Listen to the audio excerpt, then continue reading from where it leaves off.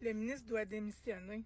Moi, je pense que la grosse problématique en ce moment, c'est qu'il y a tellement de députés de la CAQ que c'est comme impossible de dénoncer.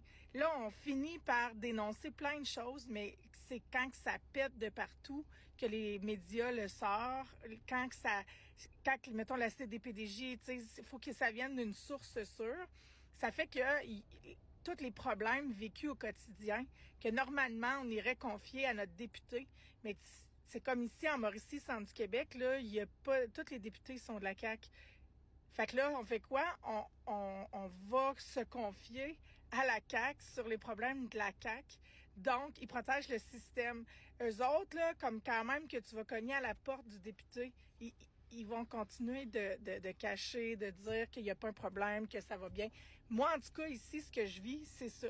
J'entends rarement un député de la CAQ qui va aller sortir publiquement pour dire les choses qui vont pas bien. Ils vont essayer de camoufler puis cacher les affaires. Tandis que quand il y a des députés, mettons qu'en Mauricie, centre du Québec, il y aurait un député de Québec solidaire, par exemple, mais si j'allais cogner à sa porte à lui pour dire qu'il y a des problèmes qui se passent en Mauricie, là, lui serait intéressé à le savoir parce qu'il pourrait confronter la CAQ avec ce qui se passe. Fait qu'en ce moment, il y a tellement de députés de la CAQ qu'on est comme pognés, qu'il n'y a plus de démocratie, puis on alimente la culture de l'omerta parce qu'il n'y a personne qui dénonce. Les personnes qui dénoncent, c'est les députés de d'autres régions qui finissent par couvrir, mettons, les grosses histoires ailleurs, mais c'est quand ça arrive à leurs oreilles, c'est rendu très gros ou c'est déjà sorti dans les médias.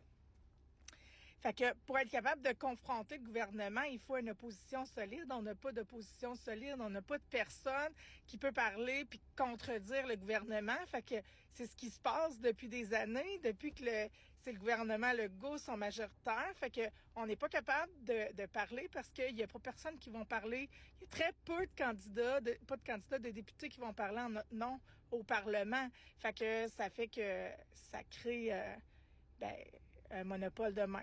Puis, tu sais, la culture de l'omerta, ben ça part de là. Puis, c'est pour cette raison-là qu'on n'est pas capable de faire sortir les informations parce que c'est protégé par le gouvernement qui est au pouvoir avec tellement de députés. C'est ça le problème.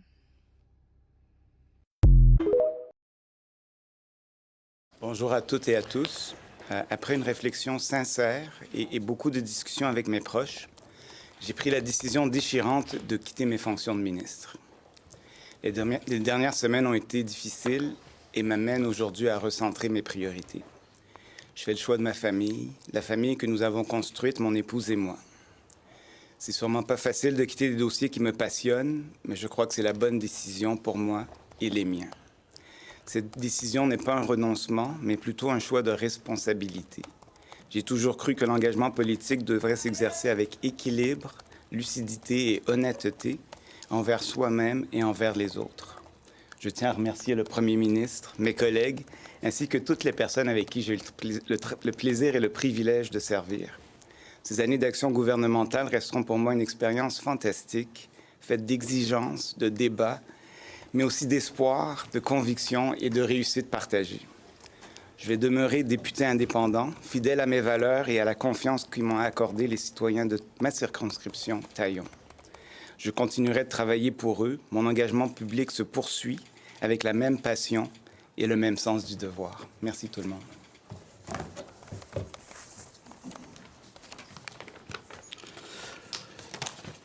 Lionel, d'abord, je veux vous dire, Lionel Carman, c'est un homme d'une valeur exceptionnelle. Et je le connais depuis longtemps. Et je connais sa famille et je comprends le déchirement qu'il vit actuellement avec sa famille. Et dans la vie, il faut toujours choisir d'abord sa famille. C'est ce que fait Lionel aujourd'hui.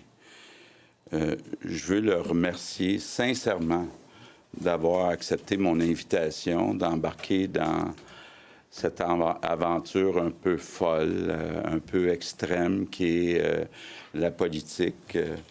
se parlait de ça. Entre autres, je me souviens, on était allés au hockey ensemble, et puis j'avais demandé, il m'avait dit qu'il y penserait. Puis, bon, vous savez, c'était mon voisin, fait que à chaque fois qu'il rentrait chez eux, je disais « Puis, y a-tu pensé, Lionel? » Donc, faut être courageux pour accepter de venir en politique. Bon, puis je ne l'ai pas gâté en le mettant ministre responsable des services sociaux, s'occuper des jeunes vulnérables, des personnes qui ont des problèmes de santé mentale, les itinérants, tous des dossiers qui ne sont pas faciles. Et il a mené ces dossiers-là avec passion à chaque jour. Et le Québec est chanceux d'avoir pu compter sur Lionel Carman. Lionel le disait aussi, c'est pas toujours évident pour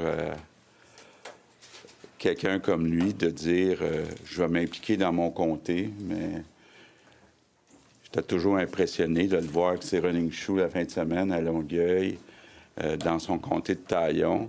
Puis c'est tout à son honneur qu'il m'a dit je tiens. Les gens de Longueuil, de Taillon, m'ont donné un mandat de 4 ans. Je vais rester jusqu'à la fin du 4 ans pour les servir. Bon, évidemment, c'est pas la journée pour parler de la loi 2, mais je comprends qu'il y a des réactions très émotives. Puis je pense que c'est normal. Et d'ailleurs, j'en profite là, pour dire à tout le monde, dans tous les partis, incluant chez nous, de le faire dans le respect. C'est important. On peut être en désaccord tout en restant respectueux. Je termine en disant, Lionel, que je te souhaite tout le bonheur avec ton épouse, ta fille, ton gars. Hein? On a eu tellement de plaisir ensemble. Et je veux dire que je serai toujours reconnaissant. Puis je te dis un immense merci. Merci à toi. Pour ce que tu as fait.